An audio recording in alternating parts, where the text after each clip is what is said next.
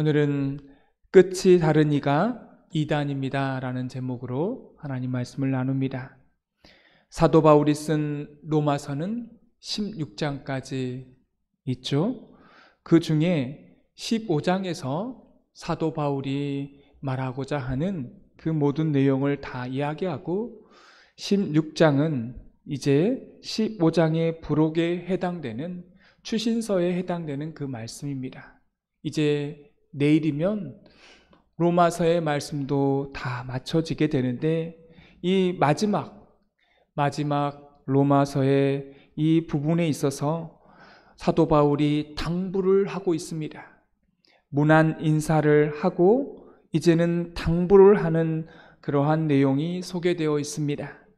언제 만날지도 모르고 이게 마지막 편지일지도 모릅니다. 이 교회는요, 특별히 자기 자신이 개척한 교회가 아닙니다. 이 로마에 있는 교회는 자기 자신, 사도 바울이 세운 교회가 아니에요. 에베소와 데살로니가에서 사도 바울이 전한 그 복음을 받고 그 복음을 받은 그들이 로마로 이주해 가서 사람들이 만든 자생적인 교회가 로마 교회입니다. 그러다 보니까 사도 바울 입장에서 불안했던 것입니다. 왜냐하면 사도 바울이 직접 교리 교육을 한 게 아니기 때문에 그렇습니다. 바로 이런 사람에게 바울은 마지막으로 가장 중요한 당부를 합니다. 그것은 바로 이단에 대한 경계였습니다. 오늘 17절의 말씀은 이렇게 시작합니다. 17절 말씀을 다 같이 읽겠습니다. 형제들아, 내가 너희를 권하노니 너희가 배운 교훈을 거슬려 분쟁을 일으키거나 거치게 하는 자들을 살피고 그들에게서 떠나라. 아멘. 여러분, 이 말씀의 배경은 주석서에 보면 이 당시 로마 교회 안에도요, 이단들이 있었다는 것입니다. 사도 바울이 전했던 교리와 다른 교리를 전했던 사람들이 있었던 것이죠. 사도 바울은 이미 갈라디아 1장 7절에 이단에 대해서 아주 단호하게 강력하게 경고한 바가 있습니다. 제가 갈라디아서 1장 7절을 읽어드리겠습니다. 그러나 우리나 혹은 하늘로부터 온 천사라도 우리가 너희에게 전한 복음 외에 다른 복음을 전하면 저주를 받을지어다. 이 사도 바울이요, 단 한 번도 누군가에게 저주를 한 적이 없습니다. 그런데 이 이단만큼은 저주를 받을 것이라고 아주 강력하게 단호하게 말하고 있습니다. 왜냐하면 이단들은 교회를 흔들고 교회를 파괴시키기 때문에 그렇습니다. 그리스도의 몸을 파괴시켜요. 그리스도의 몸된 교회를 무너뜨립니다. 교회를 병들게 하고 무너지게 하고 교회 안에 여러 분쟁들을 일으키게 만드는 그 장본인이 이단이라고 하는 거죠. 그래서 사도 바울은 이단에 대해서 강력하게 이야기하고 저주까지 합니다. 그러면 이단이라는 본래 뜻이 무엇입니까? 그것은 바로 끝이 다르다는 뜻입니다. 이단은 다를 이 끝단자를 씁니다. 이것을 신학적으로 다시 해석을 하면 열매가 다르다는 뜻입니다. 나중에 처음과 나중이 다르다는 것이죠. 이 과정과 처음은요, 사실은 비슷한 것 같지만, 유사한 것 같지만 끝이 다르다는 것입니다. 이게 끝이 다르다는 것은 우리가 예수님을 믿으면 나타나는 결과가 있지 않겠습니까? 그 결과가 다르다는 거예요. 그들은 천국에 갈 수도 없고 또 성령의 9가지 열매도 안 나타나고 예수 그리스도를 높이고 하나님께 영광을 돌리는 이런 우리의 마지막이 있지 않습니까? 그런데 이런 우리의 마지막이요, 열매가 나타나지 않는다는 것입니다. 이단에게서 말이죠. 그래서 이단을 주의 깊게 깊이 바라볼 때 몇 가지 특징을 알 수가 있습니다. 열매를 바라보면 이단인지 이단이 아닌지를 알게 되는 겁니다. 그럼 오늘 말씀에 보면 이 열매를 보면 알 수 있다라고 하는 이 끝이 다르다고 하는 의미는 무엇입니까? 첫째는요, 비도덕적인 열매가 이단들에게 맺혀집니다. 그게 뭐겠습니까? 비도덕적이에요. 가정이 깨어지고요, 관계가 깨어지고 교회가 깨어지는 것을 보게 됩니다. 이게 열매가 다르다는 뜻이죠. 여러분, 우리가 예수님을 잘 믿으면 가정이 깨집니까? 파괴돼요? 아니잖아요. 여러분, 우리가 예수님을 믿게 되면 가정이요, 하나가 되고 화목하게 되는 것이죠. 싸우던 부부가 하나가 되고 용서하게 되고 인내하게 됩니다. 여러분, 이게 기독교입니다. 여러분, 가정을 잘 섬기는 게 중요해요.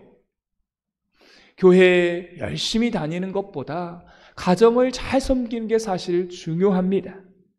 왜냐하면 하나님께서 사람에게 주신 첫 번째 선물이요, 가정이기 때문에 그렇습니다. 그리고 두 번째 주신 선물은 교회입니다. 하나님께서 인류 가운데 유일하게 두 가지 제도를 만들어 주셨는데 그것은 가정이고 두 번째는 교회입니다. 교회와 가정을 깨는 이런 일들, 사람들이 가지고 있는 이런 보편적인 도덕까지도요, 이단들은 무시한다고 하는 것입니다. 여러분, 이단들 보세요. 가정을 막 깨요. 자기의 그 교리가 더 중요하다는 것입니다. 두 번째는요, 이단들은 균형이 없습니다. 자기 자신들이 좋아하는 교리와 말씀만을 가리켜요. 그래서 이단들의 특징을 보면 강해 설교가 없습니다. 왜요? 자기가 좋아하는 말씀만 뽑아야 되는데 강해 설교를 하다 보면 자기 교리를 정면으로 부정하는 말씀이 나오기 때문에 그렇습니다. 여러분, 그런 부분이 나오게 되면 이 사람들은 어때요? 건너뛰어야 돼요. 그러니까 강해 설교를 하지 않습니다. 사랑하는 성도 여러분, 우리가 죽어서 가는 천국도 중요하지만요, 이 땅에서 천국을 누리는 것도 중요합니다. 사랑하고 용서하고 기쁨으로 사는 것이 이 땅 가운데 우리가 누릴 수 있는 천국인 줄 믿습니다. 이단들은 죽어서 가는 그 천국을 굉장히 중요하게 생각해요. 그러니까 이 땅에서 가정도 깰 수 있다고 생각하는 사람들이 이단들입니다. 이 땅에서 천국을 누리는 저와 여러분이 되어지기를 소망합니다. 여러분, 은혜가 얼마나 좋습니까? 여러분, 은혜를 강조해요. 왜요? 은혜가 좋으니까. 하지만 은혜만 있으면 안 됩니다. 은혜 다음에 뭐가 있겠습니까? 삶이 따라가야 되는 것입니다. 여러분, 그래서 로마서에 믿음으로 말미암아 구원을 받는다고 하는 이 신칭의를 우리가 공부를 했다면 반드시 야고보서의 말씀을 같이 봐야 합니다. 야고보서가 뭡니까? 행함이 없으면 그 믿음은 죽은 믿음이라고 하는 말씀입니다. 이 두 가지가 균등하게 균형을 가지고 가야 하는 것입니다. 여러분, 사랑이 얼마나 좋습니까? 하나님의 사랑 얼마나 좋아요. 그러나 교회 안에서 사랑만 가르치면 안 되는 것이죠.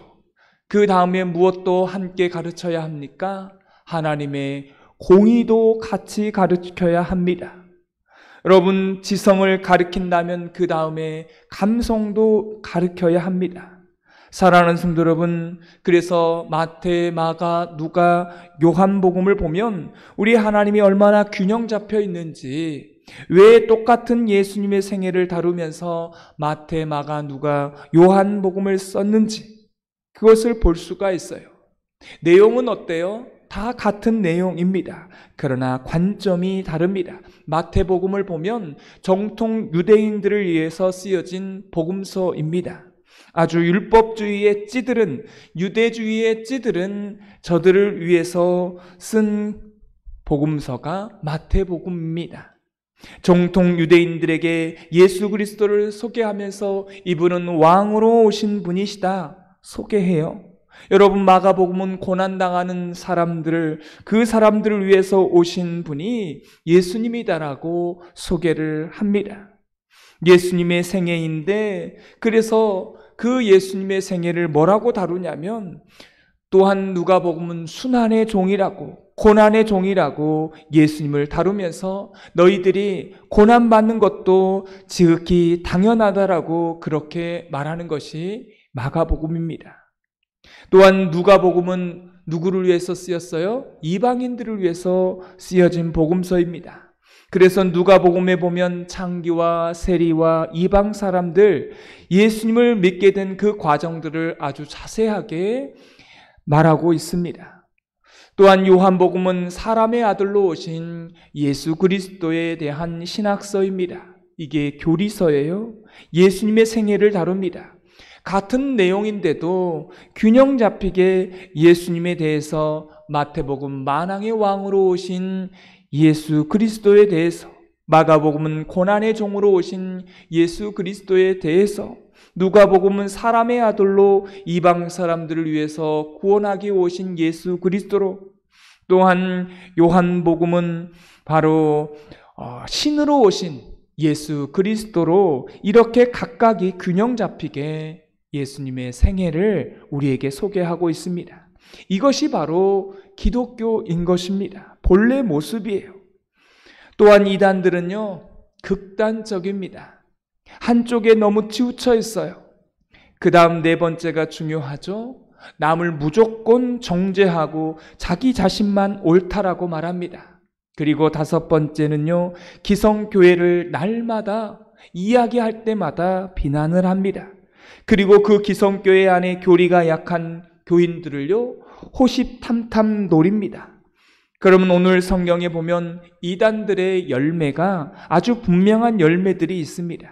오늘 성경 17절에 보니까 분쟁을 일으키거나 거치게 하는 자들을 살피고 라고 나와 있습니다. 여러분, 이들의 가장 중요한 열매가 뭐냐면 가정 안에서 분쟁을 일으킵니다. 교회 안에서 분쟁을 일으킵니다. 깨지게 만들어요. 그 다음에 두 번째는 거치게 만듭니다. 이건 사도 바울이 전한 교리를 부정하고 막아선다고 하는 의미입니다. 사랑하는 성도 여러분, 그럼 이단에 대한 대처가 무엇입니까? 17절 후반절에 보면 살피고 떠나라고 말합니다. 여기서 무엇이 교리가 잘못되었는지, 이단인지를 살피고 난 후에 그것들을 분명하게 떠나라고 그렇게 말씀합니다. 설득해라, 포용해라, 용납해라, 이런 말은 하지 않고 있습니다. 이단에 관해서는 성경은 아주 단호하게 말씀하십니다. 그리고 사도 바울은 갈라디아서 1장 7절에 분명히 말하죠. 나는 저주하노라, 이렇게 단호하게 이단의 교리에 대해서 말씀하고 있습니다. 그럼 오늘 성경의 이단들의 목적이 무엇일까요? 18절을 우리 다 같이 읽도록 하겠습니다. 이 같은 자들은 우리 주 그리스도를 섬기지 아니하고 다만 자기들의 배만 섬기나니 교활한 말과 아첨하는 말로 순진한 자들의 마음을 미혹하느니라. 아멘. 여러분, 쉽게 이걸 설명하면 첫째는 그리스도를 섬기지 않는다는 말입니다. 이게 무슨 뜻이냐면요, 이단들의 마지막 열매가 뭐냐면 결국 예수 그리스도는 사랑하지 않는다는 것이죠. 예수 그리스도는 사랑하지 않고 누구만 남냐면요, 목사만 남고요, 또 나중에 교주만 남게 됩니다. 예수 그리스도가 드러나지 않고 교주만 남아요. 이단과 이단성이 있는 목회자들을 보면요, 가장 큰 특징이 있는데 자기 계시를 강조를 합니다. 나한테 와서 기도를 받아야 되고 계시를 받아야 되고 자기 자신을요 두렵게 만듭니다. 여러분에게 묻습니다. 제가 담임 목사로서 여러분을 두렵게 만든 적이 있다고 생각하십니까? 제가 두렵습니까? 두려우셔요? 아니죠. 또 이런 경우는 있어요. 제가 식사를 할 때에 제 앞에 앉으려고 하지는 않아요. 왜 그렇습니까? 왜 제 앞에 앉으려고 하지 않을까요? 면전에서 밥을 먹게 되면 체하게 되니까. 왜냐하면 평소에 만나지 않았는데 만나지 않았기 때문에 어색한 거예요. 이거는 두려운 게 아니라 뭐예요? 어색하고 불편한 것입니다.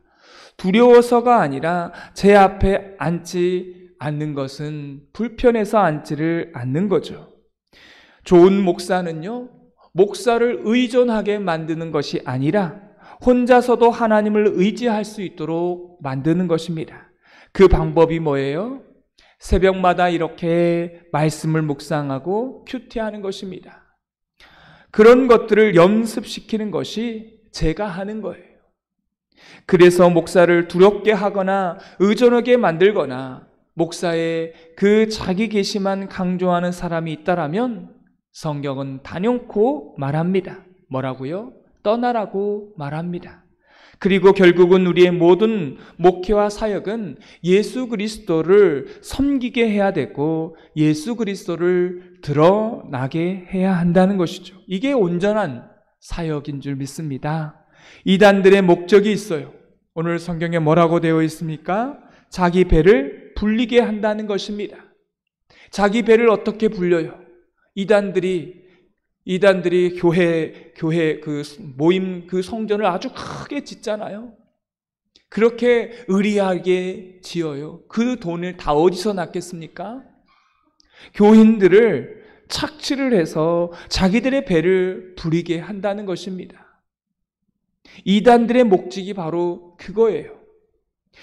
그러면 오늘 성경은 이단에 대한 마지막 권면을 하고 있습니다. 우리 19절 말씀을 다 같이 읽겠습니다. 너희의 순종함이 모든 사람에게 들리는지라. 그러므로 내가 너희로 말미암아 기뻐하노니 너희가 선한데 지혜롭고 악한데 미련하기를 원하노라. 여러분, 선한데 지혜롭다는 말은 무슨 뜻일까요?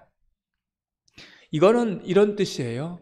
진짜 교리가 무엇인지 열심히 공부하라는 것입니다. 선한데 지혜롭다. 여러분, 그럼 악한데 미련하다, 이거는 무슨 말일까요? 반대겠죠. 이단은 절대로 공부하지 말라는 것입니다. 이런 사람이 있을 수 있습니다. 기독교 교리는 약하면서 이단이 무엇인지 궁금해서 공부하는 사람입니다.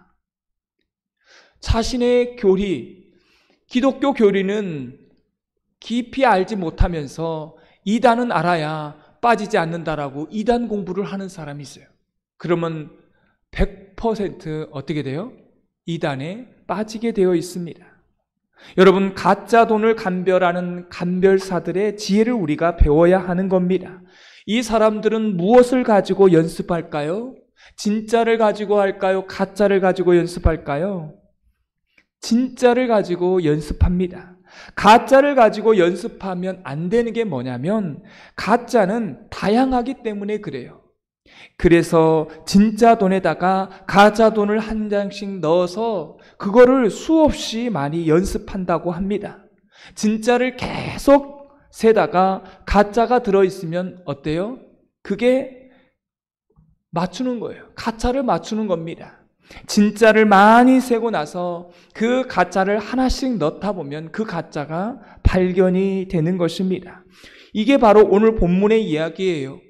교리 교육을 날마다 공부하다 보면 어느 날 가짜 교리가 들어오게 되면 어때요? 금방 알아차린다는 것입니다. 사랑하는 성도 여러분, 이단이 발 붙이지 못하게 만드는 게 뭘까요? 그것은 진짜를 배우는 거예요. 교리 교육을 잘 해내시면 되는 겁니다. 예수님의 복음을 정확하게 전달받다 보면 이단들을 분별할 수가 있다는 것입니다. 여러분, 제가 여러분을 보니까 제가 부임해서 지금까지 날마다 이렇게 말씀을 가지고 또 우리가 배우잖아요. 새벽 예배에 나오시는 분들, 또 이 영상을 보시는 분들은요, 아무 문제가 없어요. 왜요? 날마다 우리는 말씀 안에서 기독교 교리를 받고 있지 않습니까? 두 번째는 교회가 아닌 여러분, 다른 장소에 가서 성경 공부를 하지 않아야 되고요. 세 번째는 의도적으로 다투거나 분쟁을 일으키는 사람은요, 문제가 있다는 것입니다. 왜냐하면 그것은 하나님께서 우리에게 원하시는 열매가 아니기 때문에 그래요. 마지막 네 번째가 중요합니다. 모든 사역에 예수 그리스도를 높이고 예수님을 드러내십시오. 이러면 교회 안에 이단이요, 발을 붙이지 못하게 된다는 것입니다. 교리 교육을 해야 되고 또 다른 장소에 가서 성경 공부하면 안 되고요. 의도적으로 분쟁을 일으키는 사람을 보면 그 사람은 문제가 있다는 것입니다. 네 번째로 예수님을 드러내야, 그래야 이단이 발을 이 교회 가운데 붙이지 못한다는 것입니다. 근데요, 중요한 게 또 있어요. 우리 안에도요, 이단성이 있다는 것입니다. 그게 뭘까요? 자기 자신을 드러내고 자기 자신을 높이고 자기 자신을 두렵게 만들고 자기 자신에게 집중하게 만드는 것이요, 우리 안에 있다라는 것입니다. 자기를 드러내는 이러한 모습이 있어요.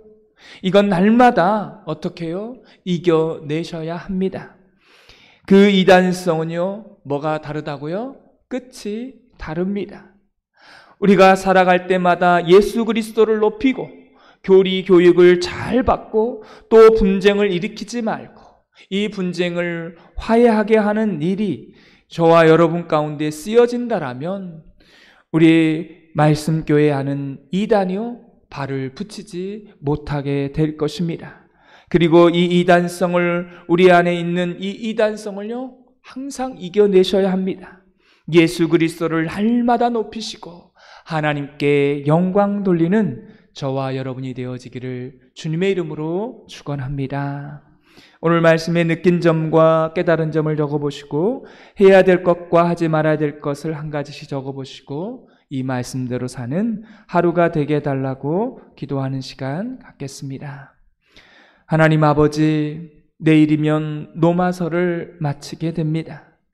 편지를 마쳐가면서 바울을 통하여 우리에게 강력한 메시지를 하나님께서 주셨습니다.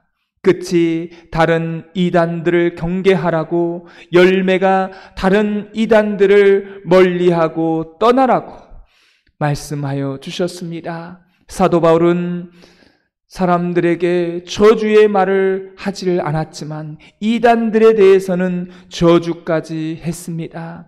선한데 지혜롭고 진짜 교리가 무엇인지 공부하라고, 악한데 미련하라고 이단에 대해서 공부하지 말라 말씀하십니다. 우리 안에 있는 이단성이 있기에 날마다 말씀 안에서 진리 되신 말씀을 가지고 예수 그리스도만 높여드리고 예수 그리스도만을 자랑하고 하나님께 영광 올려드릴 수 있는 우리의 삶이 되게 하여 주옵소서. 예수님의 이름으로 기도드리옵나이다. 아멘.